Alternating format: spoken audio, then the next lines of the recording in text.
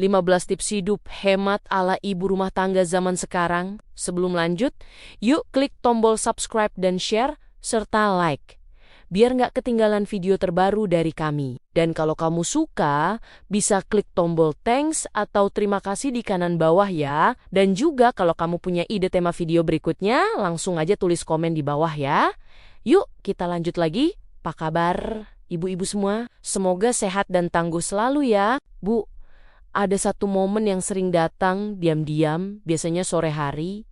Rumah sudah agak rapi, badan capek, pikiran mulai santai, tapi tiba-tiba dompet terasa lebih tipis dari perasaan pas lihat saldo. Uang rasanya baru lewat sebentar, tapi jejaknya sudah hilang entah kemana.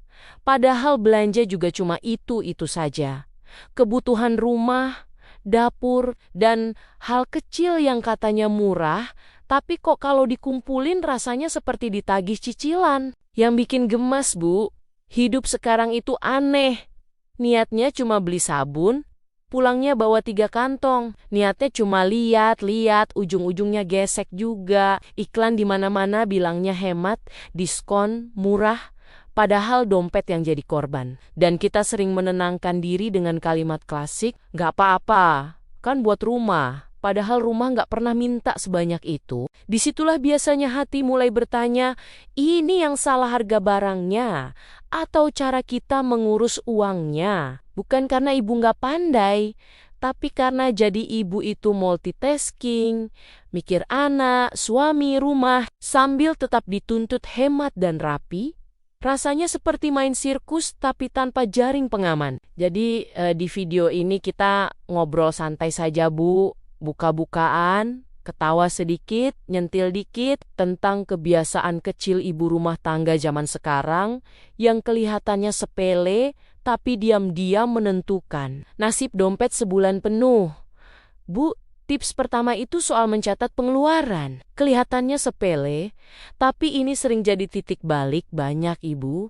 Karena waktu uang dicatat, kita baru sadar ternyata uang itu bocor bukan dari belanja besar, tapi dari hal kecil, seperti jajan anak, beli gorengan sore, atau ongkir belanja online.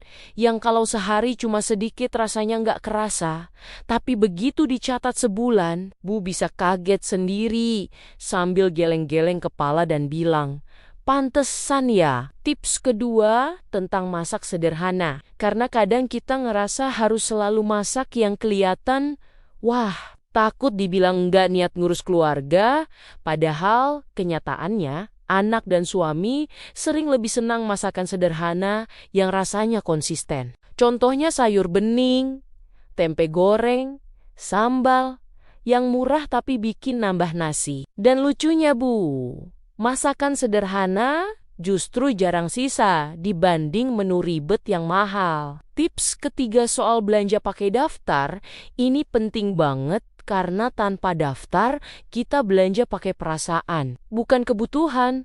Awalnya niat beli beras dan telur, pulangnya bawa cemilan, minuman manis, dan barang lucu yang katanya nanti kepake, padahal ujung-ujungnya cuma numpang lewat di lemari. Sementara daftar belanja itu ibarat rem supaya dompet nggak kebablasan. Tips keempat adalah menahan lapar mata. Karena jujur, Bu, sekarang godaan belanja itu bukan cuma di toko tapi di layar HP. Scroll sebentar sudah lihat diskon, gratis ongkir, cashback, dan akhirnya beli bukan karena perlu tapi karena takut nyesel. Padahal setelah barang dateng, seringnya cuma bilang, "Kok aku beli ini ya?" Tips kelima tentang cek stok dapur sebelum belanja.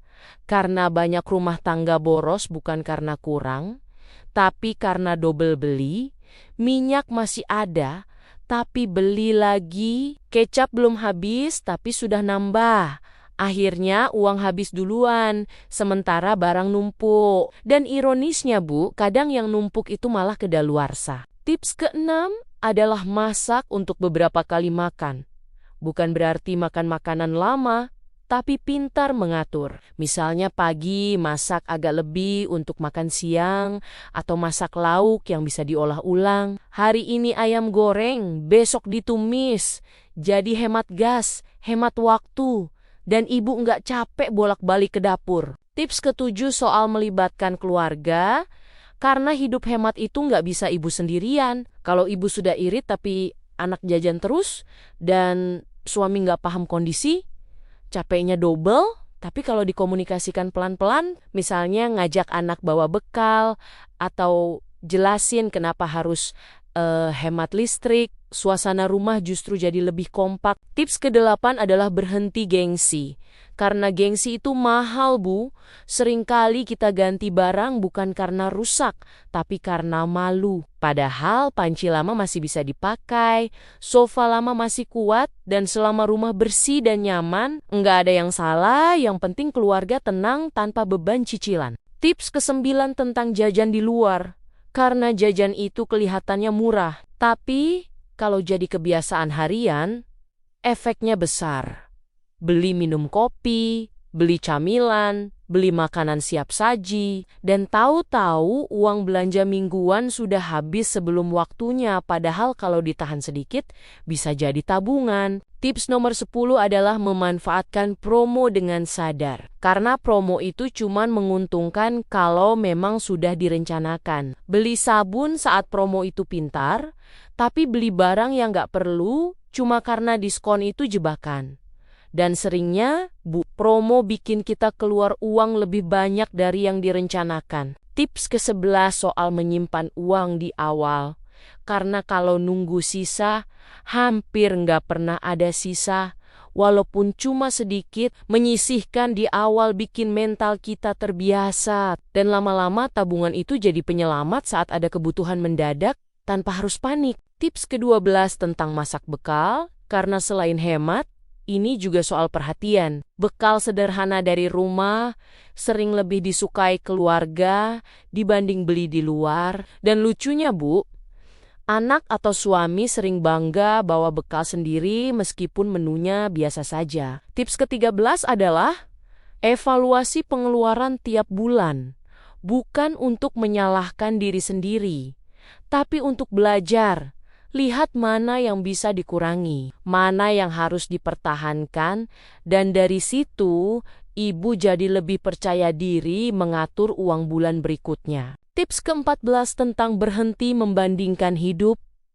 Karena melihat kehidupan orang lain di media sosial sering bikin kita lupa bersyukur. Padahal yang kita lihat cuma potongan terbaik hidup mereka. Sementara hidup kita sendiri punya cerita dan perjuangan yang gak kalah berharga. Tips ke-15 adalah mengingat tujuan hidup hemat.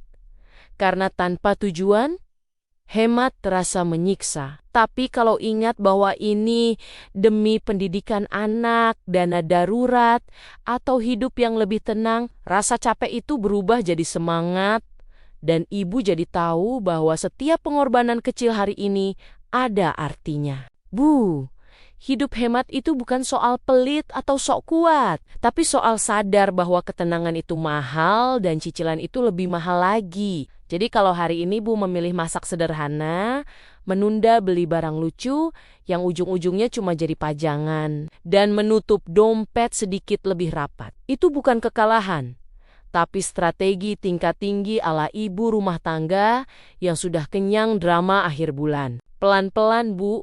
Nggak perlu langsung sempurna, karena hidup bukan lomba siapa paling irit, tapi siapa paling tahan sampai akhir bulan tanpa drama. Dan kalau sesekali ibu tergoda diskon, lalu menyesal 5 menit kemudian, ya sudah, ketawain aja.